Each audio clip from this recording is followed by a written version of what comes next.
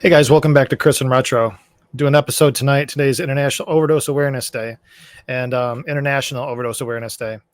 Um, this week I've spent time at two different vigils. I talked about the Scotty B, and today I went over to North Clinton and Rochester and spent time with Recovery Always and my friend Stephanie Forrester, who is the founder of, and I believe CEO is what her title is for them, but they're a small nonprofit.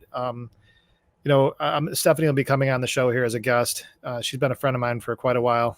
She's pretty remarkable person. She's probably got the most stamina of anybody I've ever seen in this type of work. And today they had a vigil. Her backstory is that her husband had been struggling with addiction. She has addiction history, and he ended up by overdosing and passing, and she's raising their two kids alone. She's remarkable warrior for those that are struggling to find shelter and homes and places to be safe. She's a remarkable soldier for those that are struggling with addiction. And the thing I love about Stephanie is that she does it right in the street. She's not trying to do it in some lofty building. She's not talking about stuff. She's the most faithful person in this recovery community in our area of anybody I know. She goes out all the time, no matter the weather, and is always there faithful like clockwork. And she's just a remarkable human being, and I think the world of her. She's also nobody to cross. She's a tough girl, and that's part what you got to be to make things work. So pretty thankful to have her as a friend. Today we had a chance to meet and talk, and I'll get into some of that in this video, but I want to talk a little bit about the event today. And as I've disclosed here, there's just a lot going on, and I'm finding that the more that I really just hunker down and stay with my program, the more that there's spiritual elements of this thing that really come into play. And I'll explain one today. So first, I'm going to share a few videos with you guys, just a few pictures and videos, and just kind of give you guys a sense of what's going on here. So the first thing I'm going to show you, let me minimize my big head. This is a video from earlier today that shows the event and just gives you a quick clip. I didn't want to put it too much on the community that was there, because I didn't have consent from them, and I didn't want to glorify their situation, but I want to just show you exactly how legit her work is. So in the background here, that's North Clinton Avenue. And this is just a vacant lot next to their building.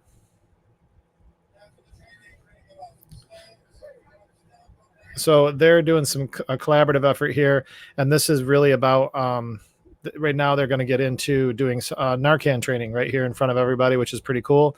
They did like a quiz, had everybody participate. It was kind of neat how they handled it, but it was critical training because it does bring in some little nuances when you see somebody that's overdosed. How do you handle it? And in this area of the city, it's everywhere. I mean, it's just everywhere.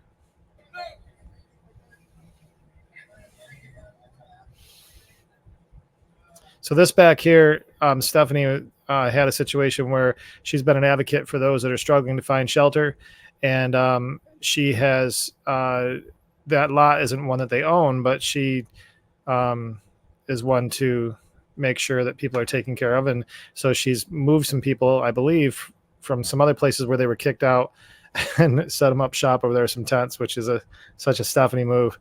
But I'll show you some other things here just to give you some more context. Take a little trip down memory lane. And there's another little nuance here that's going to be super important for you guys to understand. So here is the building that they now have. Make sure I got this up on the thing here. All right, yeah, so here's the building they now have. And notice they got this old air conditioning unit. They don't have I don't know if that door is part of it or not, but this, you can see Recovery Always. And in here, they have all of their supplies, things like toiletries, cat food, dog food, because there's a lot of cats and dogs that are down there that people have when you're, displaced, that you still have a pet. And so they feed their pets. They have hygienic products. A lot of times they make sandwiches and bag them and hand them out. They're not doing as much needle pickup as they once did, I don't believe. It's really just about having a place for people to come and they can get a shower here, and they have Narcan training and Narcan here as well. So you can see the building is not that opulent, but it's right where it needs to be. Now I'm going to get into a little bit more of the story and talk about that spiritual component I was talking about. So you can see the front of the building here. I'm going to switch images here for you. Sorry, I'm not any quicker on the sharing thing. It's just, well, we've been down this road before, It's no surprise for any of you at this time, I hope.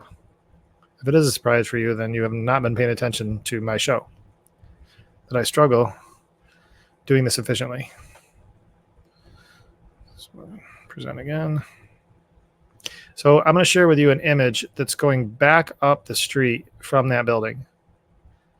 So here's that building again, the air conditioning unit. And as you noticed, it goes back up the street here. And you see this white car right here? Make a note of that. This is Burbank. This street right here is North Clinton. Okay.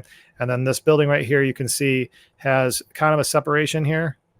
Well, behind that building, there was like along this in between, there was like a crack in that building that was people could slip into. So that'll have relevance here in a second. So that's looking back up North Clinton. That's Burbank. And this is the Recovery Always building. And then right behind it was where we were just having this event today. So again, hold that thought. I promise I'm getting a point here.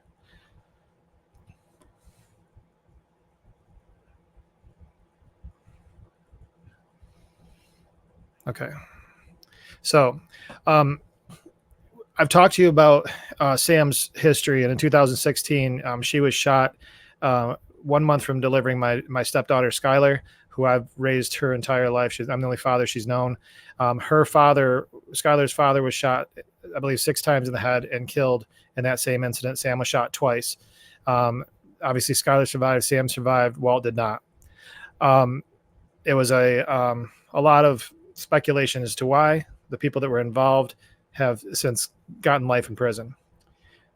In that same, out front of that same building that they were shot at, behind that building, not at the same time, but in the general proximity of a few years, Stephanie used for the last time behind that exact building.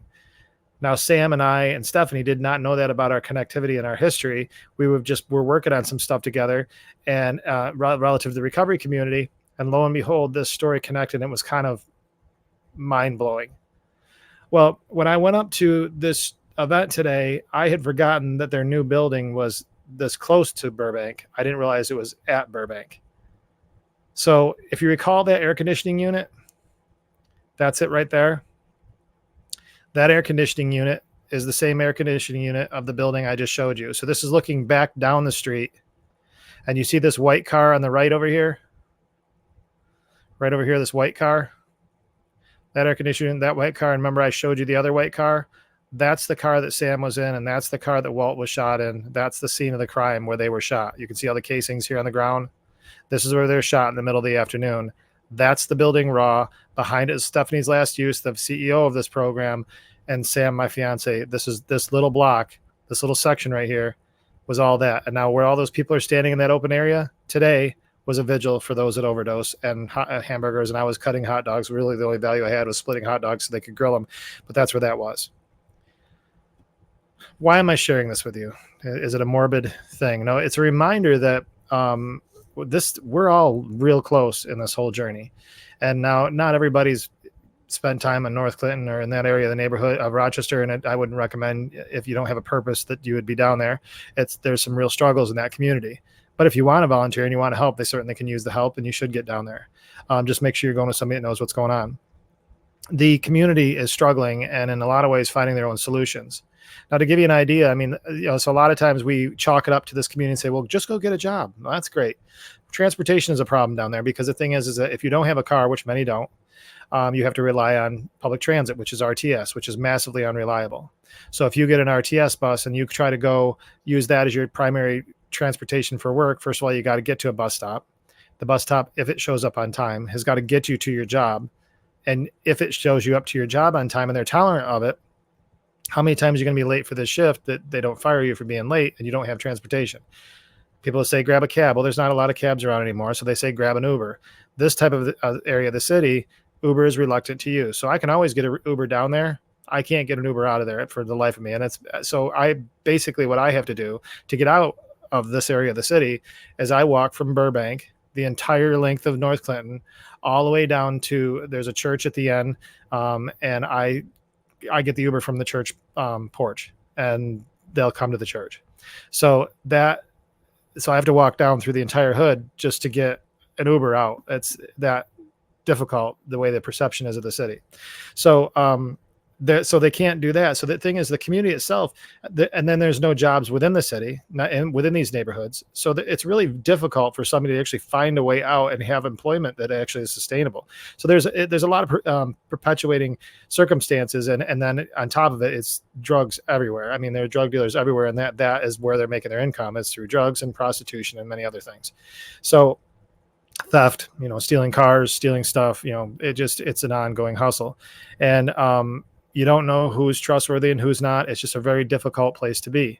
And so Stephanie has decided to set up shop right in the middle of it, right where her last use was. And interestingly enough, just happened to be where Walt and Sam were shot.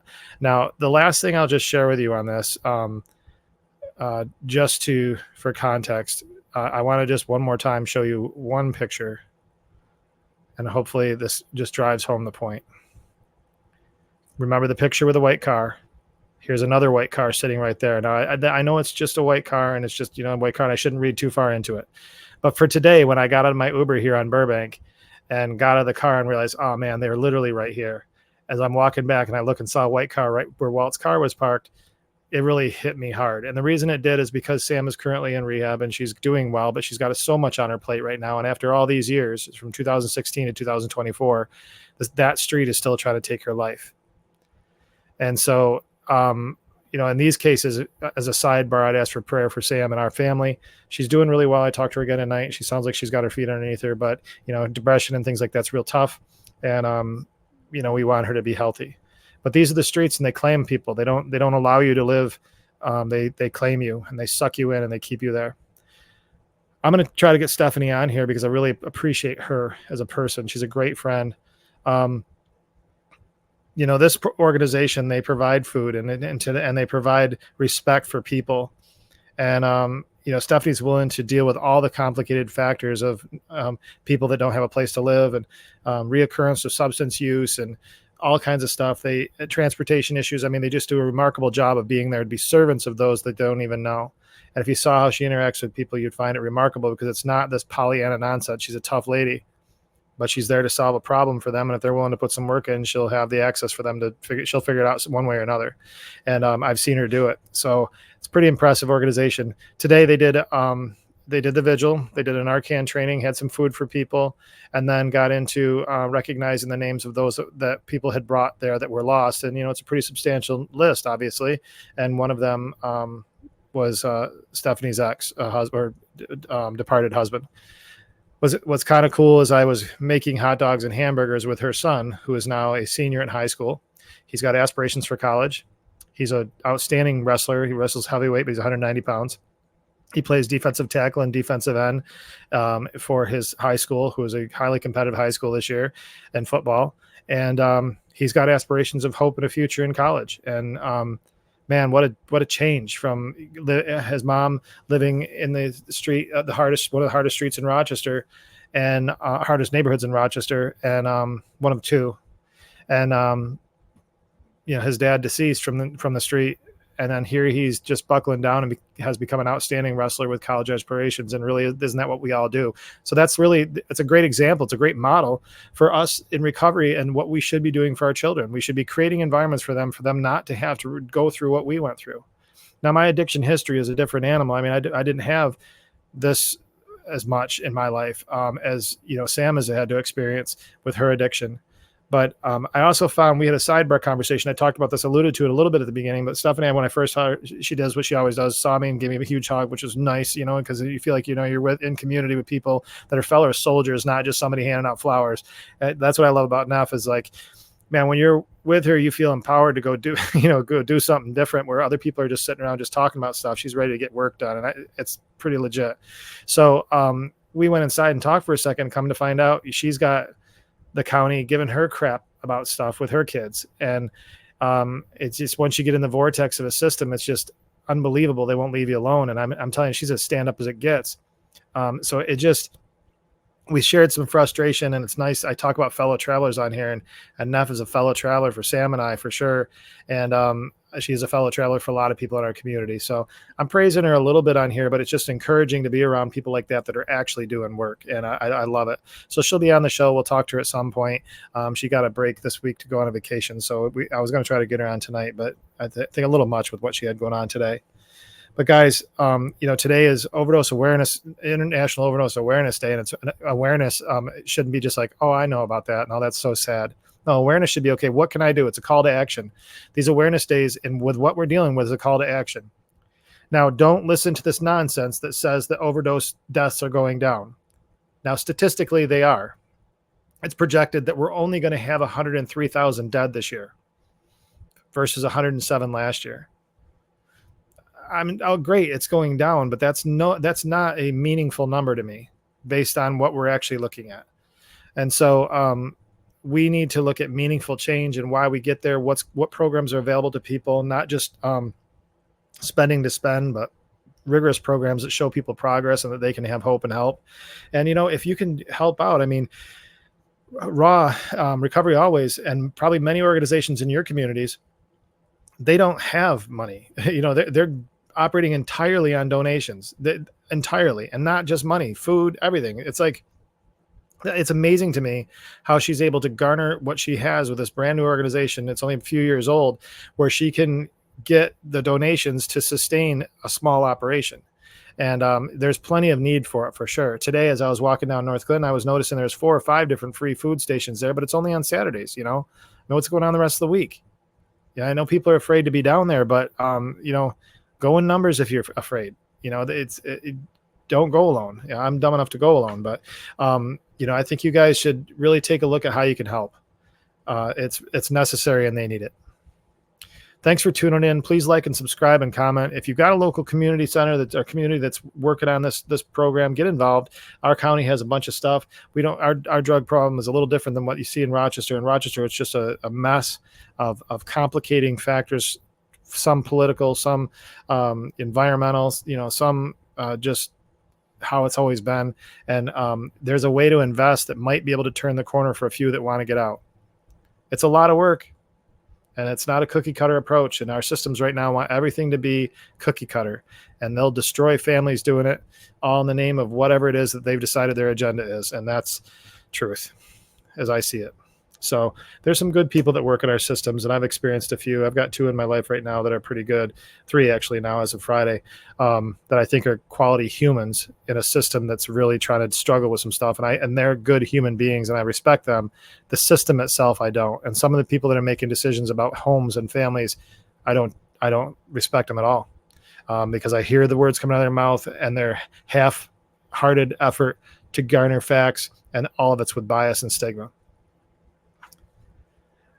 Our communities need help. Overdose isn't going to go away if we don't find some new way of approaching this. And part of that is roll up the sleeves and get involved. Thanks, guys. Appreciate you tuning in. Please like and subscribe. Like I said, comment, check out TikTok. I got a new format I'm using now. I wanted to kind of freshen it up a little bit. Tell me what you think about it. And between now and the next time we talk, I'm going to do everything I can to stay out of trouble. And I hope you do too.